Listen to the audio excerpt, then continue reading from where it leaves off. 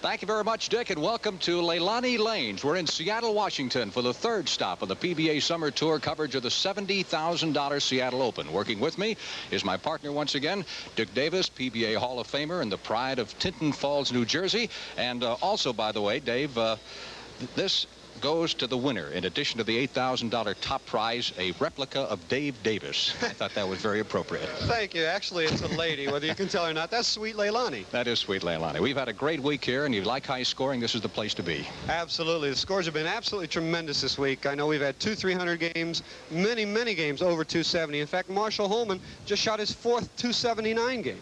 We had 144 bowlers start the week on Tuesday, down to 24 the other day, then 5 last night, and of course the elimination matches today. This is the first elimination match, and this is the way it turned out. Right, and you can see Bill Coleman lost 213 to 226 to Larry Laub. Quality player, Larry Laub. You just don't make mistakes against him, and Bill Coleman did. That qualified him to meet Ernie Schlegel, of course, and Laub continued his fine play. Absolutely, Frank. Larry Laub is one of the probably the highest underrated bowlers there ever was. I know when he bowled Ernie Schlegel, he'd never missed the pocket. Ernie again made a few mistakes. Larry capitalized on them. And then along came Marshall Holman. When you bowl that good, you don't have too many problems winning. That's right. When you shoot 279 and it's your fourth one of the week, you're in a pretty good groove. I know Larry did what his opponents had done earlier. He made a few mistakes, and unfortunately, it cost him. Let's talk a little bit about Marshall Holman, his style of bowling. He's done very well for a young man. Yes, he has. Marshall's been one of the greatest players of all time. I know that he's won more money in his first 5 years than any other pro bowler in the history of the tour.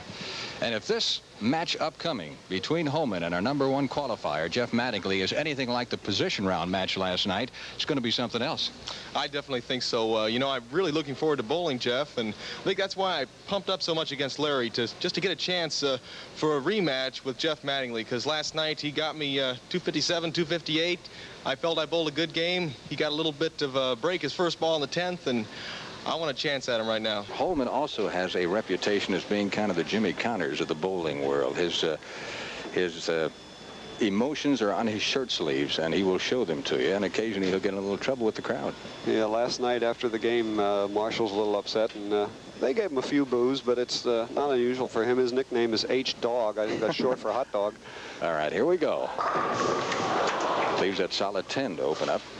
When Larry Laub and Ernie Schlegel bowled on this pair, they left a lot of 10 pins. You can see how they were hanging off the back there, those feet. He gets lined up. That hurt. Yes, and he's definitely upset with himself. You just can't miss spares in the final match for the championship. You can't make those mistakes. And it's so important how you start off to get in the proper frame of mind in that first frame. Absolutely. Here's Mattingly. All right. Viewers at home can watch how he cups that ball to his wrist and extends through it. Hometown favorite. Lives 53 miles from here. Mattingly picks up the spare in the first frame. Now, there's something unusual. Marshall Holman is known as an excellent spare shooter. Jeff Mattingly has a reputation of missing the 10 pin, missing spares at certain times during his game when he's getting a lot of strikes. The roles were reversed in the very first frame. He's 5'10", 225 pounds.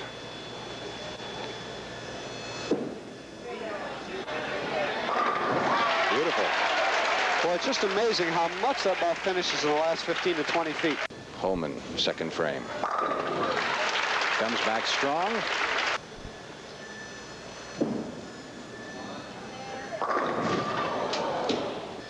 Marshall's going to have a little bit of trouble striking. Mattingly, 11 pin advantage in the third. Well, you watch the head pin do some work here now, Frank. It really takes the pins out. The last one to go, the 7. Tremendous hit. What do we say, goalposts? That's a tough break for Jeff. He threw that ball extremely well. So he opens. Here's Holman, trailing by 7 as he bowls in the 4th frame.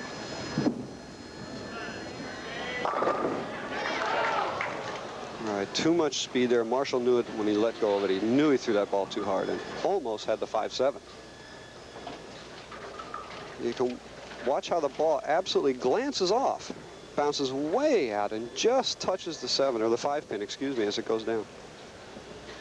biggest win, of course, came in the Tournament of Champions in 1976. He's down 8 pins as he bowls in the 5th frame. Medford, Oregon. There, he's got it. Do that once, right? Yes, and after the first time, you must ask the tournament director, Harry Golden, to come and look at the rack. And if he says shoot, you have to shoot. A strike in the 5th frame for Mattingly. I want to thank our good friend Mac Lowry. He always takes such good care of us here in Seattle, the proprietor of this house. And I know that he runs a first-class event, and the bowlers love him to death. Absolutely. Mac was considering not having a tournament back next year, and he decided against it, and he's going to have us back next year again. Boy, he almost got stuck, didn't he, with that 710 for the second time. Average 235 on our 2 television lanes. Covers that 10-pin very nicely. Holman is off to a good start in the earning department, as you saw. He's 3rd on the list, and that's where he finished last year.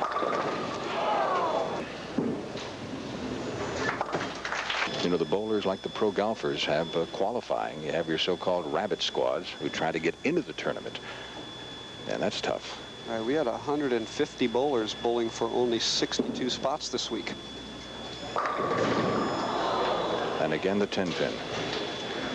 Marshall doesn't look too happy. He just looked up here and gave me that what is happening look. I know that he'd much rather be bowling on the other pair of lanes on 11 and 12, but that's the leader's choice. He can get up there and make Marshall bowl right where he wants him to.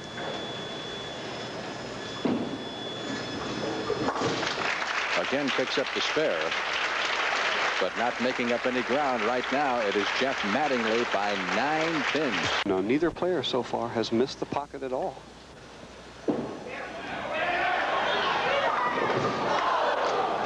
10 pin seems to be welded there.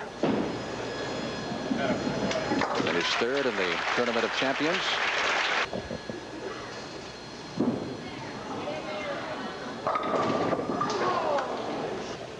A lot of spare leaves in this particular game for Marshall Holman. But he's picked up all but 1. Holman in the 9th. Trailing by 10. He needs one. He got it.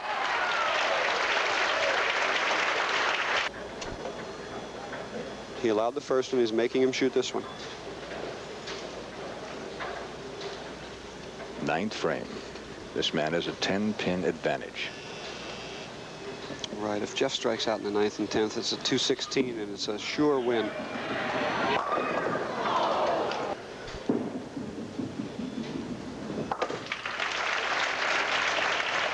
Each man has had 1 open frame so far. Right. And the situation is this, Frank. Even if Jeff Mattingly strikes out, it's only 205. Marshall Holman can then strike out for 206. The roles could be reversed today by 1 pin. We got any chance of a tie here? Oh, absolutely. There's so many possibilities right now. If Jeff strikes here and gets a spare in the second ball of 10th, Marshall would need a spare and a strike to win. And if that's the case, we'd have a roll-off. There's a fine strike. But in the first 8 games of match play, Jeff Mattingly struck out in 7 out of the 8 to win them. He had to strike out to win, and he did. Last night he had to strike out to win, and he did. And that was the crucial match because it gave him this #1 qualifying position against Holman, made Holman #2. But he should take his time. This is a big spare. And traditionally he's had problems with spares, but not that time. All right, now he finished with 195. Marshall Holman needs a strike on the first ball in the 10th, or a spare and a strike in the second ball in the 10th. He's been there. He's won 9 times. A lot of pressure on this ball. He's got a strike. And boy, he gets it. He reacts to it. Absolutely great shot. Had trouble getting the 10 out, and you can watch the 5. It just dissolves into the air here. Look at those pins scatter. Now a strike to win.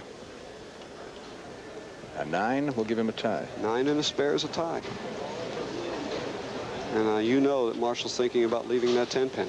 He's left it 3 times in that lane. He doesn't want it anymore. Watch his reaction, too. If he gets it here, he has it.